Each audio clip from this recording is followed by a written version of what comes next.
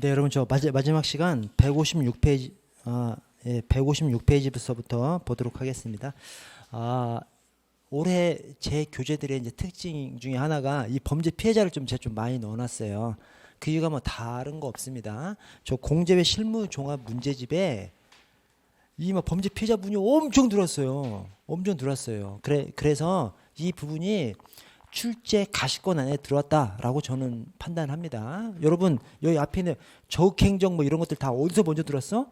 공제 문제도 제일 먼저 들어와서 경찰 교육들이 다 들어온 겁니다. 적행정 뭐 이런 것들. 그래서 범죄 피해자도 공제 문제집에 들어왔으면 이제 채용 시험에도 나오거든요. 그래서 제가 이제 범죄 피해자 부분을 많이 넣어놨습니다. 이 범죄 피해자 부분을 보실 때는 조금 그 포인트 위주로 해서 너무 막 힘들게 보지 마시고 좀 포인트 위주로 해서 보시면 되겠습니다. 그래서 제가 좀 언급해 드린 정도만 보셔도 괜찮다고 생각합니다. 그래서 자 보시면 먼저 228번 범죄 피해자 보호의 법적 근거 1번 헌법에 여러분 헌법 공부하시잖아요. 범죄 피해자 구조금 이미 있지 않습니까? 사망 장애 중상에 대해서 범죄 피해자 구조금 그것이 헌법에서도 규정이 되어 있습니다. 그래서 헌법 30조에서 타인의 범죄 행위로 인해서 생명 신체에 대한 피해를 받은 국민은 생명 신체만입니다. 생명 신체 재산이 아니라 생명 신체만입니다. 생명 신체에 대한 피해를 받은 국민은 법률이 정하는 바에 따라서 여기서 말하는 이 법률이 바로 범죄 피해자 보호법이에요. 이 여기서 헌법에서 말하는 법률이 범죄 피해자 보호법입니다. 법률이 정하는 바에 의해서 국가로부터 구조를 받을 수 있다. 고 해서 범죄 피해자에 대한 구조를 헌법에서 직접 규정하고 있고요. 안 들어오셨었구나. 네. 자, 228번은 3번 지문. 자, 경직법에서도 제2조에서 우리 경찰의 임무 안에 생범 피경정 교외 기타에서 생범 범죄 예방 진압 수사 바로 밑에다가 범죄 피해자 보호를 경찰의 임무로 규정해놓고 있습니다. 그래서 제2조에서 범죄 피해자 보호를 경찰관의 직무로 규정하고 있고요. 위험 예방과 피해자에 대한 구호 조치는 국가의 형사사법적인보다 우선합니다. 피해자가 있고, 그러니까 피해자를 보호해야 하는 임무가 있고, 범죄를 검거해야 하는 임무가 있어. 어떤 것이 우선돼? 피해자 보호가 우선된다는 거예요. 그 뒤도 마찬가지입니다. 예컨대 인질범이나 유괴사건과 같은 계속범적인 성격의 범죄가 발생한 경우에 범죄 진압의 임무가 있고 피해자 보호의 임무가 있어. 그것이 동시에 있어. 이때 이 경우에 일반적으로 피해자에 대한 보호 조치는 특별한 경우를 제외하고는 일반적으로 범죄 진압보다 우선적으로 취급돼야 된다. 그래서 범죄 진압, 범죄자 검거하고 피해자 보호하고 어떤 것이 우선이야? 피해자 보호가 우선된다는 거예요. 이게 오늘날의 시각입니다. 꼭 우리가 뭐 범죄자 검거가 더 우선될 것 같대. 근데 그렇지 않습니다. 오늘날의 시각이 이제 바뀐 거죠. 오늘날의 시각이. 그래서 여기에서도 그 법치국가와 사회적 법치국가 있지 않습니까? 법치국가, 소극적 국가. 법치국가 하면 법에 근거 없으면 제발 국민들한테 간섭하지 마. 이게 법치국가입니다. 그래서 소극적 질서 유지에만 경찰의 역할을 한정시키는 거. 이게 법치국가예요. 사회적 법치국가. 법치국가로 국가가 개입을 하지 않으니까 힘센 사람은 잘 사는데 힘없고 돈 없는 사람들은 살기 힘들어져. 저 열악한 입장에 있는 사람들은 살기 힘들어져서. 그래서 오늘날의 사회적 법치국가는 여성, 아동, 장애인 이 소수자들한테 국가가 경찰이 적극적으로 개입을 해야 한다는 사회적 법치국가가 오늘날의 이념입니다. 범죄 피해자 보호도 마찬가지입니다. 그래서 범인 검거와 범죄 피해자 보호가 있어. 어떤 것이 우선돼? 범죄 피해자 보호가 우선된다는 거. 이것도 역시 사회적 법치국가 이념하고 일맥상통하는 이제 그런 개념입니다. 자, 4번에 성매매 방지 및 피해자 보호 등에 관한 법률에서는 성매매 피해자 개념을 직접 규정하고 있다. 이게 이게 틀린 지문이에요, 여러분. 이게 뭐냐면 여러분 성매매 처벌법이 있고 성매매 피해자 보호법이 있어요. 가정폭력 처벌법이 있고 가정폭력 피해자 보호법이 별도로 있습니다. 스토킹 처벌법이 있고 스토킹 피해자 보호법이 있고 성폭력 처벌법이 있고 성폭력 피해자 보호법이 있어요. 자, 이 성매매하고 성폭력만 놓고 봤을 때 성폭력 피해자하고 성매매 피해자하고 뭐가 달라요? 성폭력 피해자는 완전한 피해자야. 성폭력 피해자는 완전한 피해자예요. 성매매 피해자는 성매매 한 사람이잖아요. 성매매를 했는데 뭐 인신매매 당해서 성매매한 사람, 뭐 마약에 취해서 성매매한 사람, 청소년으로서 성매매한 사람, 이런 사람들을 성매매 피해자 개념에 넣어놓고 있거든요. 오케이? 성매매 피해자는 완전한 피해자의 성격만 가지고 있는 것이 아니에요. 범죄자의 성격도 가지고 있는 것이죠. 근데 성매매 피해자라는 개념을 왜 둬?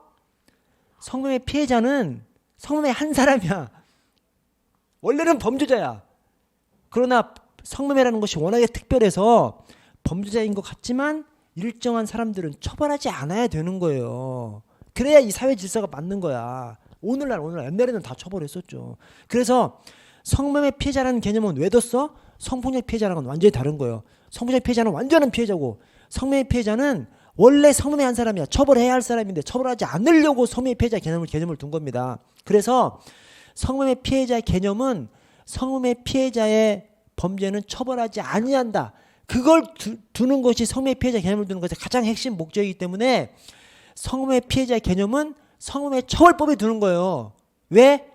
성매매 피해자라는 개념은 성매매 피해자는 처벌하지 않으려고 성매매 피해자를 두기 때문에 처벌법인 성매매 알선 등의 처벌에 관한 법률에서 규정하고 있는 것이죠. 오케이? 그럼 무슨 말씀인지는 이해 가시죠? 성매매 피해자라는 개념은 성폭력 피해자라는 개념이랑 완전히 다른 거예요. 성폭력 피해자의 개념은 성폭력 처벌법이 있고 성폭력 피해자 보호법인데 성폭력 피해자 보호법에 성폭력 피해자 개념 정의가 돼 있어요. 그것이 맞아. 그러면 성매매 피해자도 꼭 성매매 피해자 보호법에 개념 정의가 돼 있을 것 같은데 그렇지 않습니다. 왜냐? 성매매 피해자 개념의 핵심은 성매매 피해자는 처벌하지 아니한다가 핵심이기 때문에 처벌법에 둬야 되는 거지. 그래서 성매매 피해자 개념 정의는 성매매 처벌법에 돼 있습니다. 성매매 피해자 보호법이 별도에 있지만 성매매 피해자 보호법이 아니라 성매매 처벌법에 개념 정의가 돼 있어요. 자, 229번 범죄 피해자 보호법 1번에 범죄 피해자란 타인의 범죄 행위로 피해를 당한 사람과 그 배우자, 직계 친족, 형제 자매를 말한다. 다만 배우자의 경우 사실상 혼인관계를 제외한다? 아닙니다. 포함합니다. 그래서 우리 경찰학에서 사실상 혼인관계 포함하는 것이 윤가협회. 윤가가 누구야? 윤 대통령이지. 윤가협회 누가 있어? 김건희 여사님이 계시죠. 어쨌든 윤가협회 이렇게 숙지를 해주세요.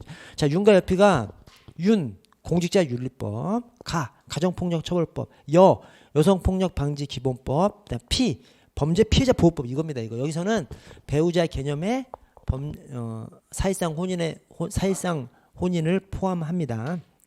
여러분 그 밑에 해설에 범죄 피해자 보호법이 나옵니다. 한번 볼게요. 자, 1조 목적 첫 줄 끝에 타인의 범죄 행위로 인해서 생명 신체입니다. 재산이 안 들어가요. 헌법하고 똑같아요. 헌법에서도 생명 신체입니다. 이 범죄 피해자 구조 관련해서 생명 신체만 얘기합니다. 왜냐?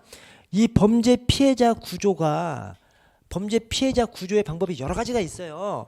범죄 피해자 구조금을 주는 것이 있고, 그 다음에 뭐 주거 지원, 뭐 법률 지원, 뭐 여러 가지가 있어요. 여러 가지가 있는데 제일 대표적인 것이 범죄 피해자 구조금을 주는 거예요. 범죄 피해자 구조금을 왜 줘?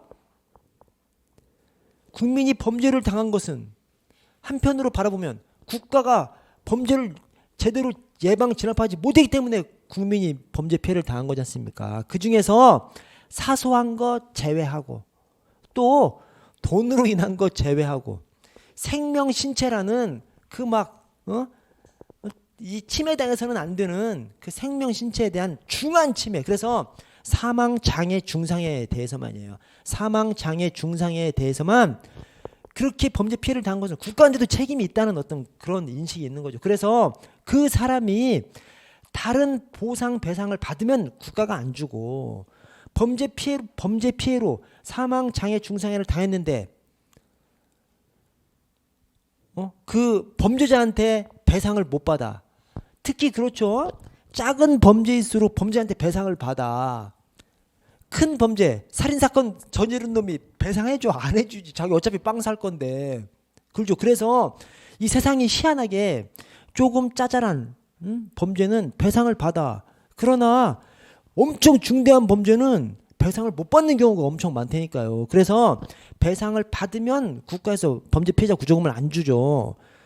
범죄 그 배상을 못 받을 때 또는 받았다 하더라도 부족할 때 그때 범죄 피해자 구조금을 줍니다. 근데 그 주는 것이 사망, 장애, 중상에 대해서만 줘요. 그러니까 여기 생명, 신체만 들어가야죠. 재산은 안 합니다. 만약 재산, 사기, 횡령까지 국가가 범죄 피해 구조금을 주기로 봐서는 나라 세금이 남아나지가 않죠. 그래서 생명, 신체만 들어갑니다. 생명, 신체 피해를 받은 사람을 구조하는 것이 이 범죄 피해자 보호법이고요.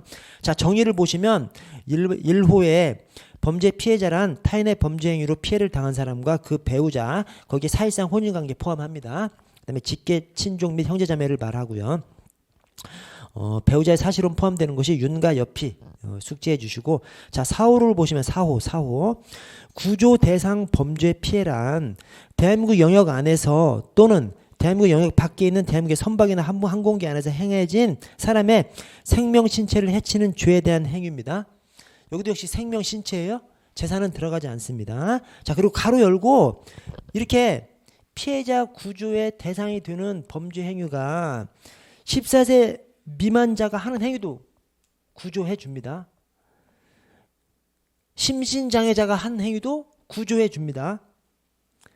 그리고 강요된 행위로 범죄를 한 것도 그 피해자 구조금 줍니다. 그다음에 긴급피난도 줘요. 뭐만 안 주냐면 정당방위, 정당행위, 정당방위, 과실에 의한 행위 이 세 가지만 정당행위, 정당방위, 과실에 의한 행위로 범죄 피해를 당했으면 그것은 구조금을 안 줍니다. 정당행위는 뭐예요? 우리 공권력 집행이 다 공권력 집행이 전부 다 정당행위입니다. 그로 인해서 상대방이 피해 받아도 구조금 주지 않아요. 정당행위의 상대방은 지가 나쁜 놈이니까 그것은 안 주는 것이 뭐 당연한 것이고요. 과실에 의한 행위도 주지 않습니다. 숙지해 주십시오. 정당행위, 정당방위, 과실에 의한 행위로 인한 피해는 주지 않습니다. 그리고 그런 것들로 인해서 사망, 장애, 중상에만 이 구조대상 범죄 피해를 봅니다. 사망, 장애, 중상에만. 사망, 장애, 중상에만. 자, 저 밑에 2항을 보시면 중간에 범죄 피해 방지 및 범죄 피해자 구조 활동으로 피해를 당한 사람도 범죄 피해자로 봅니다. 그러니까 그냥 직접적인 범죄 피해자 말고 범죄 피해 방지, 구조 활동으로 피해를 당한 사람도 범죄 피해자 개념에 다 넣어서 구조금, 각종 뭐 법률 지원, 주거 지원 이런 거 대상이 될 수 있게 해놨습니다. 다음 페이지 보시면 19조에 구조금을 지급하지 아니할 수 있는 경우라고 해서 1번 범죄 행위 당시 구조 피해자와 가해자 사이에 다음 각호의 어느 안에 해당하는 친족관계가 있는 경우에는 구조금을 지급하지 않습니다. 자, 부부, 사실상 혼인을 포함하고요. 직계혈족, 사촌 이내 친족, 동거 친족 이 사람들 중에서 한 사람이 가해자고 한 사람이 피해자면 이 피해자 구조금 주지 않습니다. 이게 사실은 당연한 거예요. 왜 그러냐면 범죄 피해자 구조금이 언제 주는 거죠? 사망, 장애, 중상해 때 주는 거지 않습니까? 가족끼리 한 사람 죽였어. 근데 그 사람한테 범죄 피해자 구조금이 나와? 그러면 죽인 사람이 범죄 피해 구조금 받는 거네. 말이 안 되잖아요. 그래서 너무 가까운 관계에서 가족 관계에서 가해자 피해자가 있을 때는 구조금 주지 않습니다. 자, 2항에 중간에 1항 각호의 어느 안에 해당하지 아니하는 친족관계, 즉 사촌 이내, 그다음에 동거 친족 벗어나 버리면 그때는 구조금의 일부를 지급하지 않습니다. 즉 일부만 주는 것이죠. 일부만 주는 것이죠. 좀 먼 친척에서는 먼 친척은 일부만 지급합니다. 자, 25조 구조금의 지급 신청이 2항에 안 날로부터 3년, 있은 날로부터 10년입니다. 3년 10년이에요. 오케이? 3년 10년. 대신 31조 소멸시효가 구조 결정이 됐어. 그러면 2년 내 찾아가야 돼요. 그 결정이 송달된 날부터 2년 내 찾아가야지 2년 내 찾아가지 않으면 그냥 없어져 버립니다. 그래서 3년 10년 2년이죠. 신청은 3년 10년 결정됐으면 2년 내 찾아가야 됩니다. 그래서 3년 10년 2년 그렇게 있습니다. 자, 230번 범죄 피해자 보호법 1번에 범죄 피해자 보호 지원이란 복지 증진을 제외한, 복지 증진 포함입니다. 왜냐, 범죄 피해, 여기서 말하는 범죄 피해자 구조가 구조금 지급하는 것만이 아니라 뭐 생계 지원, 뭐 주거 지원, 법률 지원까지 다 들어간다니까요. 그러니까 복지 증진까지 포함되는 겁니다. 오케이? 복지인까지 포함해서 구조해 주는 것이고요. 자, 2번에 국가는 구조 피해자나 유족이 해당 구조 대상 범죄 피해를 원인으로 해서 손해배상을 받았으면 그 범위에서 구조금을 지급하지 아니합니다. 이 뭔 말이냐면 손해배상을 충분히 받았어. 그럼 구조금 안 주는 거예요. 그래서 이 국가 구조금이라는 것이 범죄 피해 구조금이라는 것이 범죄로 인한 배상을 받지 못했을 때 또는 받았다 하더라도 충분하지 못할 때 받지 못했으면 전체를 다 구조해 주는 것이 구조금을 지급하는 것이고 일부를 받았으면 충분하지 않을 때는 나머지 충분할 만큼의 그 나머지를 채워주는 것이 국가 구조금입니다. 이 왜 그러냐면 잠깐 말씀드린 그거예요. 사소한 이 범죄 피해자 구조의 대상이 사망, 장애, 중상해잖아요. 아주 심각한 생명 신체에 대한 범죄 피해만 해당합니다. 왜 그러냐면 이 세상이라는 것이 희한해서 아까 말씀드린 대로 사소한 범죄 예컨대 누가 내 저작권을 침해했어 또는 누가 내 명예를 훼손했어 범죄 입증되지 않습니까? 상대방이 합의 들어온다니까 그럼 합의해. 그래서 아주 짜잘한 것은 합의하지 않지만 조금 적절하게 중요한 것 중간적인 범죄에 있는 범죄들은 웬만하면 합의 다 합니다. 즉 범죄 피해자가 피해 배상을 받는 것이죠. 근데 중대한 범죄는 오히려 피해 배상 못 받는다니까. 왜냐 상대방이 진짜 악질 범죄자인 경우가 많은 거죠. 그 새끼들은 그냥 나 깜빵 가서 살겠다. 어차피 깜빵 가니까 3년 살건 4년 살건 또는 뭐 8년 살건 10년 살건 상관없다는 거예요. 이 배상 여러분 살인사건 범죄자가 배상해 주는 경우 봤어요? 거의 안 하죠. 어차피 가면 뭐 20년 살고 막 무기징역 당하고 사형당하고 무기징역 당하고 그럴 건데 배상해 주겠냐고 안 해주죠. 그래서 세상의 논리가 이상한 거죠. 세상의 질서가 희한한 거죠. 진짜 심각한 범죄 피해자는 배상조차 받지 못하는 거야. 그거를 나라에서 그렇게 범죄가 일어난 데는 나라에도 책임이 있기 때문에 나라에서 일정하게 구조금을 지급하려고 하는 것이 이 범죄 피해자 구조금입니다. 그래서 그 범죄 피해자 구조금은 배상을 받았으면 안 주는 거예요. 대신 배상을 받은 것이 좀 부족해. 그러면 그 나머지만 또 배상해 줄 수 있는 것이고요. 저 국가 구조금으로 지급해 줄 수 있는 것이고요. 그래서 배상을 받지 않았거나 배상을 충분히 받지 못했을 때만 국가 구조금을 지급하는 겁니다. 그래서 2번 같은 지문이 그래서 나오는 것이고요. 자, 아래 231번 역시 범죄피해자보호법. 자, 4번에 구조금을 받을 권리는 구조 결정이 해당 신청인에게 송달된 날로부터 1년간 행사되지 않으면 2년간. 그래서 신청은 3년, 10년. 찾아가는 것은 2년 내 결정됐으면 2년 내 찾아가야 됩니다. 3년, 10년, 2년 그렇게 됩니다. 자, 232번. 자, 1번에 이 법은 범죄 피해자 보호 지원의 기본 정책 등을 정하고 타인의 범죄 행위로 인해서 생명, 신체, 재산이 아니라 생명, 신체만 사망, 장애, 중상해만 대상으로 하기 때문에 생명, 신체만 들어가는 겁니다. 재산은 안 빠져야 되고요. 자, 4번 범죄 피해자 지원 법인의 장 또는 보호시설의 장은 피해자나 피해자의 가족 구성원을 긴급히 구조할 필요가 있을 때는 우리 경찰의 도움을 받을 수 있어요. 그것이 경찰 관서의 장에게 소속 직원의 동행을 요청할 수 있습니다. 이때 이 경찰 관서에는 지구대 파출소 출장소 포함되지 않아? 포함됩니다. 예, 포함돼요. 왜 그래? 주로 지구대 파출소에 부탁하겠죠. 그때 지구대 파출소까지 그냥 포함시켜 버림으로써 지구대 파출소에서도 그 뒤로 보시면 요청을 받은 경찰 관서장은 특별한 사유가 없으면 이에 따라야 된다. 지구대 파출소도 따라서 도와줄 수 있도록 그렇게 해놨습니다. 사실 범죄 피해를 당해서 사망, 장애, 중상해가 된 것은 우리 경찰한테도 책임이 있는 거죠. 그렇죠. 우리가 막았어야 됐는데. 그래서 어쨌든 여기 동행 요청하면 따라야 하는 경찰 관서장 안에 큰 경찰 관서들뿐만 아니라 지구대 파출소도 거기에 포함시켜 버림으로써 지구대 파출소에다 동행 요청을 하면 따르도록 그렇게 해놨습니다. 아래 233번 아래 내용은 범죄 피해자 보호법상 구조 대상 범죄 피해에 대한 설명이다. 밑줄 친 구조 대상 범죄 피해 원인 행위에 포함되지 아니하는 것은 아까 뭐만 구조해주지 않는다 그랬죠? 정당 행위, 정당 방위, 과실. 자, 그래서 거기 밑줄 친 것이 사람의 생명, 신체를 해치는 죄에 해당하는 행위인데 그 행위가 정당행위, 정당방위, 과실에 의한 행위면 구조해주지 않습니다. 자, 그래서 1번 정당행위, 정당방위, 과실이 아니잖아. 그죠? 2번 심신장애도 아니고 3번 강요된 행위도 아닙니다. 그래서 이런 것들은 다 구조해줘. 오케이?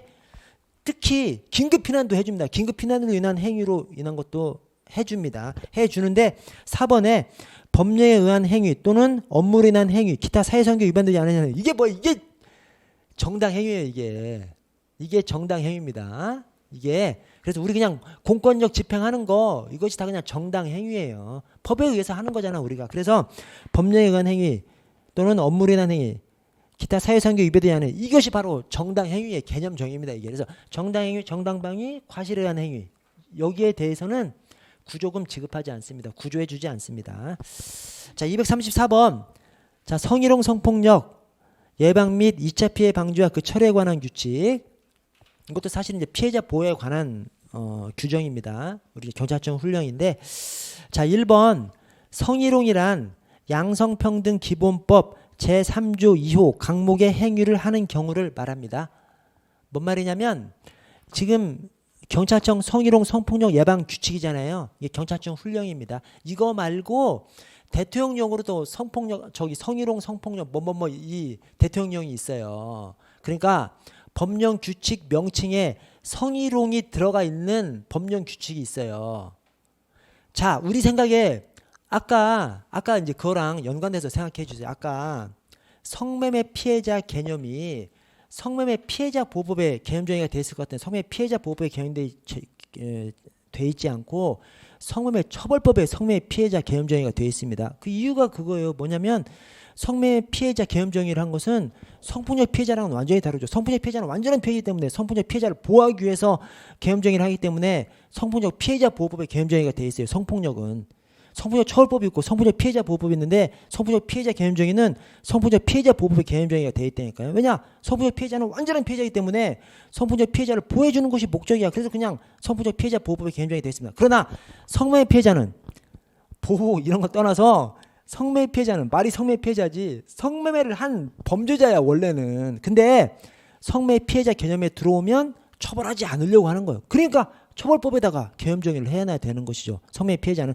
자, 여기 성희롱 관련해서는 꼭 성희롱이라는 낱말이 들어가 있는 법령 규칙에 성희롱 개념 정의가 돼 있을 것 같은데 그렇지 않고 여기 양성평등 기본법에 성희롱 개념 정의가 돼 있어요. 그러니까 양성평등의 핵심이 성희롱인 거지. 양성평등의 최대 적이 성희롱인 거죠. 오케이?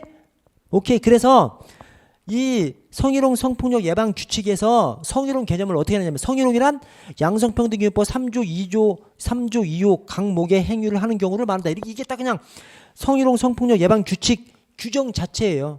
즉 각종 성희롱 관련 법령 규칙에서 양성평등 기본법의 성희롱 개념 정의를 원용해서 사용하고 있는 것이죠. 이 성희롱 개념 정의는 어디서 해놓고 있어? 양성평등 기본법에서 하고 있는 겁니다. 그 점 숙지해 주시고, 자, 4번에 이 규칙의 피해자 보호는 피해자뿐 아니라 신고자, 조력자, 대리인에게도 적용되는데, 그래서 그걸 다 합하면 이제 피해자 등이라는 개념 정의인데, 자, 피해자의 가로에 피해를 입었다고 주장하는 사람은 제외한다. 피해를 입었다고 주장하는 사람도 포함됩니다. 왜 그래? 딱 신고하면 그때부터 그냥 피해자로 봐버리는 것이죠. 오케이? 그때부터 보호의 대상으로 봐버리는 거야. 만약에 피해를 입었다고 주장한 사람은 제외되면 그 사람이 진짜 피해자인지 막 엄청 조사할 때까지는 보호하지 않네. 말이 안 되잖아요. 범죄 성희롱 성폭력 피해자라고 신고하면 내가 피해를 입었다고 신고하면 그때부터 바로 그냥 보호 들어가는 거예요. 그러나 증거로서 이 사람이 피해자가 아닌 것으로 나타나면 그때부터 이제 보호를 하지 않는 것이죠. 그래서 먼저 보호를 들어가려고 피해자라고 주장하는 사람도 여기에 포함시켜서 피해자에 포함시켜서 그렇게 합니다. 235번 경찰청 성희롱 성폭력 예방 규칙. 자, 1번에 성희롱 성폭력 및 2차 피해 조사를 원하는 피해자 등은 아래 피해 조사 신청서를 상담원 또는 조사관에게 제출해야 하고요. 상담원 또는 조사관은 지체 없이 이를 접수해야 합니다. 그냥 다 강행 규정으로 되어 있습니다. 성희롱 성폭력 피해 입었다고 신고하는데 접수를 하지 않아 또는 접수할 수 있어 말이 안 되죠. 접수해야 합니다. 자, 2항에 조사관은 1항에 신청을 접수한 날로부터 20일 이내 조사를 완료해야 됩니다. 특별하죠, 특별하죠. 원래 어떤 조사, 수사 이런 것들은 다 30일 이내 또는 60일 이내죠. 대부분 다 60일 이내고 특별해봐야 30일 이내입니다. 30일 이내, 60일 이내 통상 이렇게 규정해놓는데 이건 그거보다 더 줄여놨어. 왜 그러죠? 그만큼 성희롱, 성폭력 입은 피해자의 피해를 신속하게 해결해 주려고 하는 것이죠. 그래서 특별히 20일 이내 조사를 완료해야 되고요. 아래 20일 범위 내에서 조사기간 연장할 수 있습니다. 그래서 통상적으로는 60일, 30일 또는 30일, 30일 이런 식으로 조사 기간을 두는데 이 성희롱, 성폭력은 엄청 심각하게 바라보기 때문에 신속하게 해결해 주려고 20일 이내, 20일 이내 이렇게 해놨습니다. 자, 3번에 조사관은 조사 과정에서 피해자의 인격 또는 명예가 손상되거나 사적인 비밀이 침해되지 않도록 해야 되고 당연하고요. 피해자 의사에 관계없이 성희롱, 성폭력 및 2차 피해 행위자를 그 행위자를 가해자죠. 가해자 동석시키는 2차 피해 행위를 해서는 안 된다. 이게 피해자 의사에 관계없이가 아니라 피해자 의사에 반해서. 왜냐면 이 피해자가 그 가해자 한번 만나보고 싶은 사람도 있는 거죠. 그렇죠? 야, 너 나 진짜 좋아해서 그랬어? 이렇게 물어보려고 하는 사람이 있을 거 아니야. 아니에요? 나 예시를 좀 잘못된 것 같아 이거. 하여튼 간에 여러분 이 피해자 의사에 관계없이 또는 피해자 의사에 반해서 이게 성 관련된 것은 전부 다 피해자 의사에 반해서입니다. 피해자가 의도하면 피해자 의도대로 해야 돼요. 오케이? 그래서 다 여기 피해자 의사에 관계없이 아니라 피해자 의사에 반해서는 동석하게 하면 안 되는 것이죠. 피해자가 동석하게 해달라고 하면 동석해 줄 수 있는 거죠.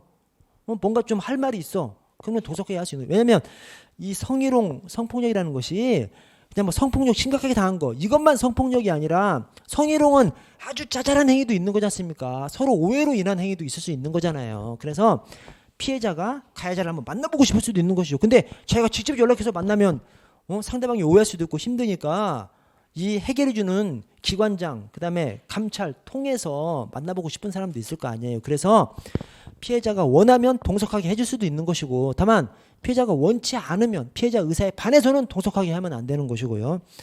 자, 236번 역시 경찰 성희롱 성폭력 규칙 거기에서 피해자 등 보호 및 비밀 유지에 대한 설명. 자, 2번에 여러분 꼭 알아주십시오. 이거 꼭 알아두십시오. 중요한 조항입니다.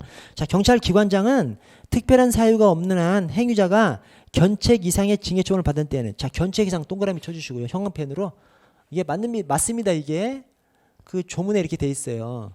여러분 견책 이상이면 뭐죠? 모든 징계죠. 그러니까 그냥 이거 그냥 행위자가 징계 처분을 받은 때에는 이렇게 적어 놓으면 되는데 견책 이상이라 해서 좀 특별한 조항이죠. 좀 특이한 조항이에요. 특이한 조항. 견책 이상이면 모든 징계잖아. 이 공무원의 징계가 견책부터 시작하기 때문에 견책 이상이면 모든 징계이기 때문에 그냥 징계 처분을 받은 때는 이렇게 그냥 서술하면 되는데 견책 이상의 징계 처분을 받을 때 이렇게 특별히 좀 특이한 조문입니다. 하여튼 징계 처분을 받으면 모두 다 아래에 이제 적용되는 거예요. 뭐냐면 2차 피해 방지를 위해서 징계 처분일로부터 5년이 아니라 10년입니다. 이거 10년 동안 피해자와 동일한 관소 근무하지 않도록 해야 되고요. 직무상 연관된 보직에 배치해서는 안 됩니다. 즉 10년 동안 피해자의 이 마음을 어루만져 줘야 되는 겁니다. 그래서 그 대상이 모든 징계 견책 이상 10년 동안 견책 이상 10년 동안 꼭 숙지해 주십시오. 견책 이상 10년 동안 이 범죄 피해자 보호 여기 엄청 문제 제가 좀 많이 넣어놨지 않습니까? 제가 그냥 넣어놓은 것이 아니에요. 공제 문제집에 그냥 이 범죄 피해자 보호가 막 이거보다 훨씬 더 엄청 들어가 있어요. 그래서 그 중에서 중요한 것들만 좀 넣어놓은 겁니다. 그래서 견책 이상 모든 징계죠. 10년 동안. 자, 237번. 237번 역시 경찰청 성희롱 성폭력 예방 규칙. 자, 이번에 성희롱 성폭력 및 2차 피해 사안을 심의하기 위해 경찰청에 성희롱 성폭력 심의위원회를 두는데 위원장이 경찰청 경무인사기획관에 형평을 좀 칠해 주십시오. 우리 흔히 꼭 감찰 쪽이 꼭 될 것 같아. 근데 경무인사기획관입니다. 왜 그러냐면 여러분 경무에서 뭘 담당하냐면 복무를 담당하거든요. 복무. 이 성희롱적 발언이 뭐요? 성희롱적 발언을 하면 복무 수칙을 위반한 것이죠. 그래서 경무도 관련이 돼 있어. 그래서 이것이 감사 쪽으로 해놓지 않고 경무 쪽으로 해놨습니다. 복무라는 것이 이런 것이죠. 아침에 9시까지 출근해야 돼. 18시가 되기 전에는 퇴근하지 못해. 이런 것들이 다 복무 기준이에요. 복무 기준. 그 복무 기준은 인사 담당하는 경무가 가지고 있어요. 경무가. 복무, 경무가 가지고 있습니다. 그래서 여기 근무를 하면서 성희롱적 발언을 해. 복무 수칙을 위반한 것이기 때문에 그래서 물론 이제 감찰도 관련이 돼 있죠. 감사 감찰도 관련이 돼 있지만 경무도 관련이 돼 있어서 그래서 이 성희롱 성폭력 심의위원회 위원장을 경무인사 기획관으로 하고요. 자, 4번에 경찰기관의 장은 조사 중인 성희롱 성폭력 및 2차 피해 행위가 징계에 해당된다고 판단되는 경우에는 해당 행위자에게 의원 면직을 허용해서는 안 된다. 퇴직을 못하게 만드는 거죠. 이것은 그냥 징계가 아니라 중징계 이상입니다. 중징계 이상. 중징계에 해당된다고 판단하는 경우. 그래서 퇴직하려고 하는 사람들, 사표 낸 사람들, 하여튼 공무원이 사표를 내면 이 사람이 어디 수사기관 조사기관에서 조사서를 받고 있는지 확인해야 됩니다. 확인해서 사건이 걸려 있으면 그 사건이 중징계에 해당하는 사건이라고 하면 사표 받으면 안 돼요. 사표 받으면 안 되는 거, 이 퇴직을 시켜주지 못하는 건 조항들은 전부 다 중징계 이상으로 다 돼 있어요. 중징계로 다 돼 있습니다. 중징계에 해당한다고 판단할 때 사표를 수리하면 안 됩니다. 그냥 징계가 아니라 중징계입니다. 아까 그 피해자 10년 동안 가해자 동일 부서에 근무하지 않게 해야 되는 거. 그것은 그냥 모든 징계죠. 모든 징계를 받으면. 그런데 퇴직을 못하게 하는 거. 이것은 중징계에 해당한다고 판단할 때에만. 중징계에 해당한다고 판단할 때에만. 자, 238번 양성평등기본법. 양성평등기본법. 자, 1번에 맨 끝에 성주류화 조치를 취해야 된다. 이 성주류화 조치가 뭐냐면 여기서 말하는 성은 어느 특정 성을 말하는 모든 성을 말하는 거예요. 모든 성을 말하는 것이 모든 성을 말하면 어느 하나의 성도 다 말하는 거죠. 남성, 여성 딱 두 개 성이 있는데 저기 성소수자분들은 또 이제 별개로 얘기하지만 어쨌든 성주류화 조치가 모든 성이 다 소외받지 않고 주류처럼 살아갈 수 있는 조직을 만드는 것이 성주류화 조치입니다. 모든 성이 소외받지 않도록, 모든 성이 차별받지 않도록 하는 조치가 성주류화 조치입니다. 자, 성주류화 조치 취하여야 하고요. 2번 맨 끝에 성인지 교육 실시해야 됩니다. 성인지 교육은 뭐야? 남성, 여성, 이 모든 성이 평등하다는 교육이 성인지 교육이죠. 자, 성주류화 조치 취하여야 하고요. 2번에 성인지 교육 실시해야 됩니다. 왜 그래? 양성평등기준법의 가장 핵심이 성주류화 조치하고 성인지 교육이에요. 그래서 이 두 가지는 핵심적인 사항이기 때문에 가행 규정으로 해놨습니다. 성주류화 조치를 취해야 한다. 성인지 교육을 실시해야 한다. 자, 3번에 국가기관 등의 장은 해당 기관에서 성희롱 사건이 발생한 사실을 알게 된 경우 그 아래 피해자의 명시적인 반대 의견이 없으면 지체 없이 그 사실을 여가부 장관에게 통보하고 해당 사실을 안 날로부터 몇 개월 이내에 재발 방지 대책을 여가부 장관에게 제출해야 돼요. 3개월 이내, 3개월 이내. 1개월은 너무 짧죠. 1개월은 너무 짧아서 3개월 이내. 재발 방지 대책. 그냥 발생한 사실을 통보해 주는 것이 아니라 재발 방지 대책이니까 재발 방지 대책을 수립하려면 좀 시간이 좀 걸리겠죠. 그래서 3개월 이내로 해놨고요. 자, 4번에 여가부 장관은 이에 따라 통보받은 사건이 중대하다고 판단되거나 재발 방지 대책의 점검 등을 위해서 필요한 경우 해당 기관에 대한 현장 점검을 실시할 수 있으며 임의적인 규정이 동그라미 좀 쳐 놓으시고 점검 결과 시정이나 보완이 필요하다고 인정하는 경우에는 국가기관 등의 장에게 시정이나 보완을 요구할 수 있습니다. 요구할 수 있어요. 이게 뭐냐면 여러분 뭐 성폭력, 성희롱 관련해서 해당 기관장이 조치하는 것은 저기 각종 이제 지문 같은 거 나올 때 이렇게 생각하시면 됩니다. 성희롱이나 성폭력이 있을 때 해당 기관장이 조치하는 것은 바로 직후에 조치하는 것은 하야 한다예요. 조사 결과 하는 것은 할 수 있답니다. 해당 기관장이 하는 거 바로 직후에. 그러니까 바로 조사 들어가야 돼. 해야 한다. 또 조사할 때 뭐 하는 것도 바로 직후에 하는 거예요. 다. 그래서 바로 하건 조사 도중에 하는 것은 다 하여야 한답니다. 근데 조사 결과라는 것은 조사해서 결론을 낸 다음이잖아요. 조사 결과 하는 것은 할 수 있답니다. 시간이 좀 지나서 하는 것은 할 수 있다. 바로 직후에 하는 것은 하여야 한답니다. 자, 이 여가부 장관은 뭐예요? 지금 여가부 장관이 여기 현장 점검을 실시할 수 있으며 시정 보완 요구할 수 있다. 이게 뭐예요? 여가부 장관이 여가부 안의 일을 얘기하는 것이 아니라 타 기관의 일을 얘기하는 겁니다. 예를 들어서 경찰청에서 이런 사건이 발생했어. 그러면 이 여가부 장관한테 지체 없이 통보하고 3개월 이내 재발 방지 대책을 제출해야 돼요. 근데 여가부에서는 상관할 수가 있어. 간섭할 수가 있어요. 여가부 장관의 간섭은 임의조항입니다. 할 수도 있고 하지 않을 수도 있어요. 오케이? 오케이? 네. 화이팅. 그래서 여기 여가부 장관이 지금 간섭하는 거예요. 타 기관에서 성희롱 성폭력 사건이 발생하니까 지금 간섭하는 거예요. 그 간섭하는 것은 중간에 현장 점검 실시할 수 있고 맨 끝에 시정 보완 요구할 수 있습니다. 타 기관에 간섭하는 것이라서 그렇습니다. 자, 다음 페이지 지역사회 경찰활동. 자, 239번. 자, 전통적 경찰활동과 비교할 때 지역사회 경찰활동에 대한 설명으로 가장 옳지 않은 것은 여러분 지역사회 경찰활동이 뭐예요? 지역사회 경찰활동이 오늘날 경찰학자들이 필에 꽂혀 있는 활동이 지역사회 경찰활동입니다. 그래서 지역사회 경찰활동이 뭐냐면 야 경찰 그냥 범죄자만 때려잡지 말고 주민 속으로 뛰어들어가. 주민 속으로 뛰어들어가서 주민들하고 막 어우러지면서 소통하고 하면서 주민들이 가지고 있는 어떤 사소한 문제가 있어. 그 사소한 문제를 해결해 줘. 그러면 자동적으로 범죄가 줄어들고 없어지고 이렇게 한다고 바라보는 것이 지역사회 경찰활동입니다.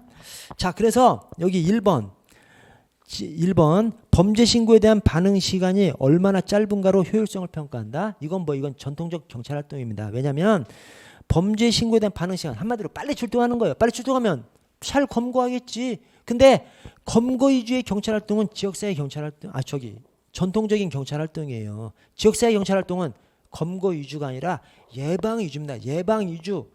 그다음에 주민들의 문제 해결 위주. 주민들의 사소한 문제들을 해결해주면 자동적으로 범죄가 줄어들고 없어진다고 바라보는 것이기 때문에 주민들의 문제를 해결해 줌으로써 범죄를 예방하자고 하는 이 예방 위주가 지역사회 경찰활동입니다. 그래서 반응 시간이 얼마나 짧은가 빨리 출동하라는 거죠. 이것은 검거 위주의 전통적인 경찰활동입니다. 지역사회 경찰활동은 지역사회 문제를 해결해야 되기 때문에 주민의 협조도예요. 주민이 협조해야 지역사회 문제 해결이 가능하기 때문에 그래서 주민의 협조도, 지역 주민과의 밀접한 상호작용 이것으로 효율성을 측정합니다.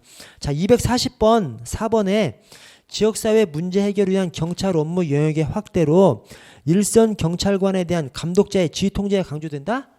이건 전통적인 경찰활동이죠. 지휘 감독, 그다음에 뭐 집권화 이런 것들은 전통적인 경찰활동이고 지역사회 경찰활동은 좀 전에 말씀드렸잖아요. 경찰이 주민 속으로 뛰어 들어가야 되는 거예요. 누가 뛰어 들어가? 청장이 뛰어 들어갑니까? 안 들어가죠. 다 일선에 지구대 파출소 경찰관들이 뛰어 들어가야 되는 것이죠. 그래서 이 지역사회 경찰활동에서는 지구대 파출소 경찰관 저 일선의 경찰관들의 활동을 중요시하고 그 일선 경찰관들한테 권한도 주고 돈도 많이 주고 의사결정권도 많이 주고 이렇게 하려고 하는 것이 지역사회 경찰활동입니다. 241번 역시 지역사회 경찰활동. 자, 1번 경찰과 시민 모두 지역 문제 해결을 위한 치안 주체로서 인정하고 협력을 강조한다. 맞습니다. 전통적인 경찰활동에서는 경찰만 경찰이죠. 지역사회 경찰활동에서는 경찰도 경찰, 시민도 경찰 이렇게 바라보는 것이죠. 자, 이번에 업무평가의 주요한 척도가 사전 예방을 강조하죠. 전통적인 경찰활동은 검거를 강조하고 지역사회 경찰활동은 예방, 그다음에 무질서의 감소, 범죄 감소, 예방 이것을 강조합니다. 자, 3번에 프로그램으로는 여기서 말하는 프로그램은 그냥 이론이라고 보시면 됩니다. 지역사회 경찰활동의 프로그램들, 지역사회 경찰활동의 이론들 다 똑같은 말입니다. 그것이 전략지향 경찰활동, 이웃지향 경찰활동, 또 지역 중심 경찰활동 등등등 있습니다. 자, 4번에 범죄 신고에 대한 출동 소요 시간을 바탕으로 효과성을 평가한다. 아까 나왔던 것이죠. 출동 소요 시간, 출동 시간을 따지는 것은 빨리 출동해서 빨리 검거하려고 하는 검거 위주의 전통적인 경찰활동이고 지역사회 경찰활동은 이 지역 주민들과의 협조도 지역 주민들과 협조를 해야 지역사회 문제 해결을 하고 지역사회 문제 해결하면 자동적으로 범죄가 줄어든다고 바라보기 때문에 해서 업무 효율성 평가 척도가 주민들과의 협조도, 주민의 협조도로 판단하는 것이 지역사회 경찰 활동입니다. 그래서 아래 표를 좀 보시면 전통적인 경찰 활동과 지역사회 경찰 활동을 비교해 보시면 전통적에서는 경찰만이 경찰이에요. 첫 번째. 근데 지역사회 경찰 활동에서는 경찰도 경찰, 시민도 경찰 그렇게 바라보기 때문에 시민하고 협력해서 해야 되는 것이죠. 자, 역할이 전통적에서는 범죄 척결자, 크라임 파이터. 지역사회 경찰 활동에서는 문제 해결자죠. 문제 해결자. 지역사회 사소한 문제들을 해결해주면 범죄도 줄어든다라고 바라보는 것이기 때문에 문제 해결자입니다. 업무평가 기준이 전통적에서는 범인 검거율, 지역사회 경찰 활동에서는 감소율, 예방률이죠. 감소, 예방. 저 아래에 효율성 판단 기준이 전통적에서는 경찰의 반응 시간, 빨리 출동하면 검거할 수 있는 거죠. 검거를 생각하는 것이죠. 근데 지역사회 경찰 활동에서는 주민의 협조도, 주민들이 협조해줘야 지역사회 문제를 해결할 수 있어서 범죄 예방으로 이어질 수 있기 때문에 조직 구조가 전통적에서는 집권화, 지역사회 경찰 활동에서는 주민 속으로 뛰어들어가기 때문에 누가 뛰어들어가? 일선 경찰이 뛰어들어야 되는 일선 경찰한테 힘이 실리는 모형이 이 지역사회 경찰 활동입니다. 그래서 분권화 넘어가서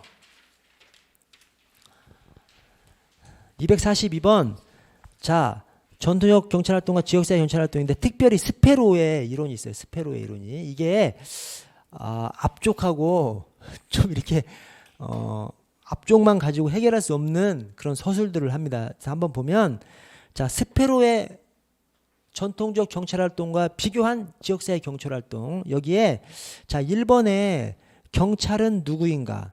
전통적에서는 법 집행을 주로 책임지는 정부기관. 아래 지역사회 경찰 활동에서는 경찰이 시민이고 시민이 경찰이다. 이게 뭔 말이에요? 경찰이 시민이고 시민이 경찰이다.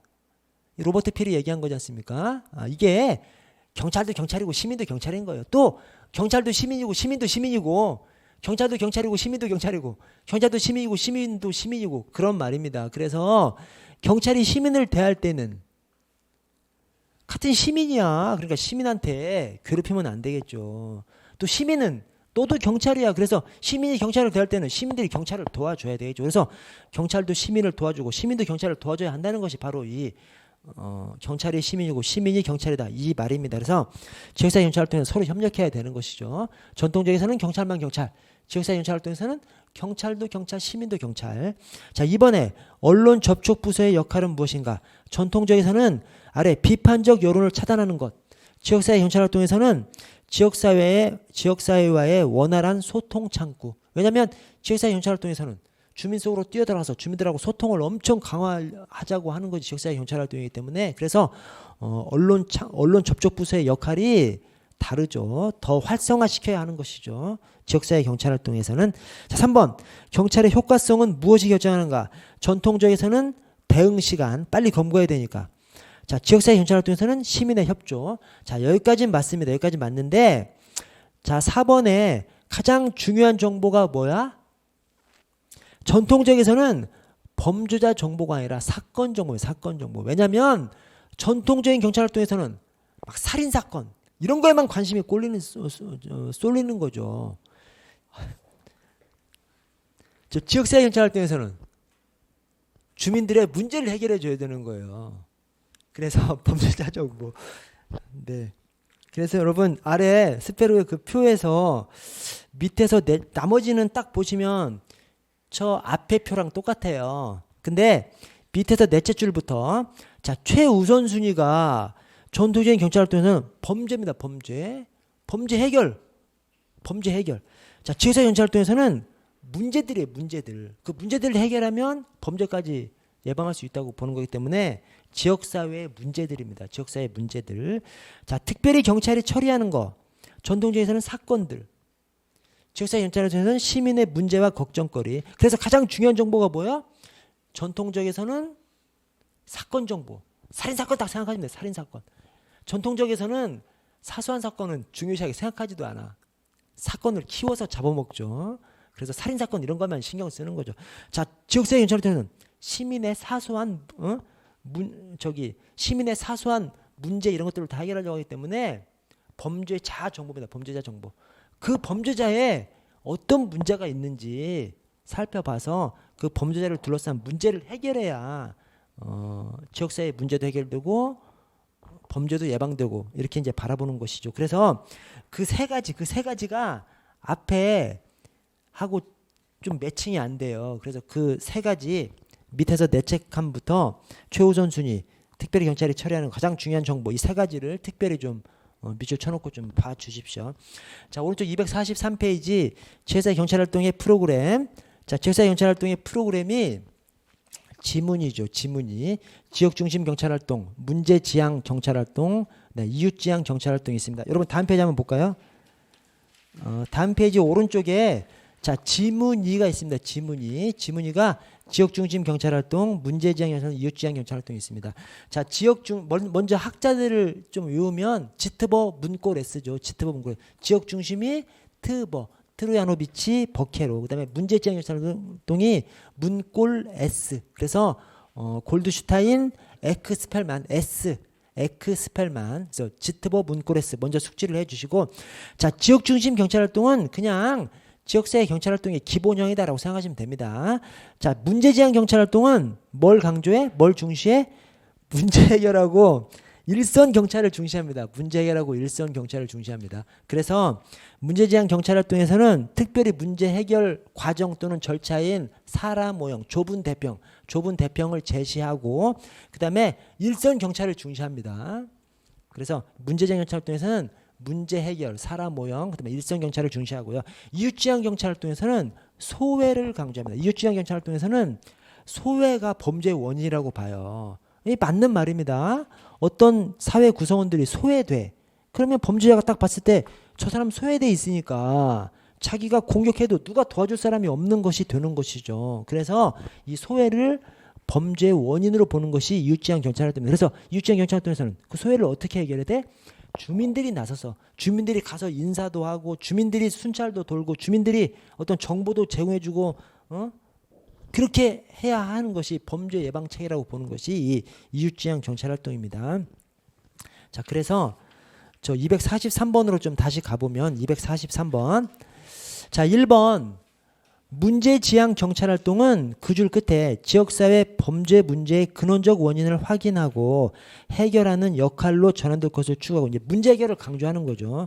지역사회 문제 해결을 위한 그 절차 시스템으로 좁은 대평 맞습니다. 좁은 대평을 제시했습니다. 맞습니다. 자 2번 사건지향적 경찰활동 이런 것은 없어요. 그래서 2번 틀렸고요. 자 3번 전략지향적 경찰활동은 그냥 무관용 경찰활동이랑 유사하다라고 생각하시면 되겠습니다. 전략지향 경찰활동은 무관용 경찰활동 즉 깨진 유리창 이론이랑 유사하다고 생각하면 됩니다. 그래서 그 끝에 전략지향 경찰활동은 범죄 요소나 무질서의 원인을 제거하고 효과적으로 범죄를 진압 통제하려는 경찰활동을 말하고 지역사회 참여가 필요하죠. 왜? 깨진 유리창 이론에서 각 지역 주민들도 유리창 깨지면 유리창 갈아 끼워줘야 되거든요. 집 앞에 청소해줘야 되거든요. 그래서 참여까지 필요로 하는 거. 그래서 전략지향 경찰활동, 무관용 경찰활동, 깨진 유리창 이론 유사하다고 생각하시고요. 자 4번에 이웃지향 경찰활동은 경찰과 주민 사이에 의사소통 라인을 개설하는 모든 프로그램을 말하고 그래서 소외되는 사람이 없어야 된다고 바라보는 겁니다. 거주자들에게 지역에 관한 정보를 제공하며 주민들이 민간 순찰을 실시합니다. 그래서 소외가 범죄의 원인인데 그 소외를 누가 해결해야 돼? 주민들이 나서서 해결해야 하고 주민들이 순찰 돌고 이런 것을 활성화시켜야 된다고 보는 것이 이웃지향 경찰활동입니다. 자 244번 넘어가고 245번부터 내일 좀 보도록 할게요. 네, 수고하셨습니다.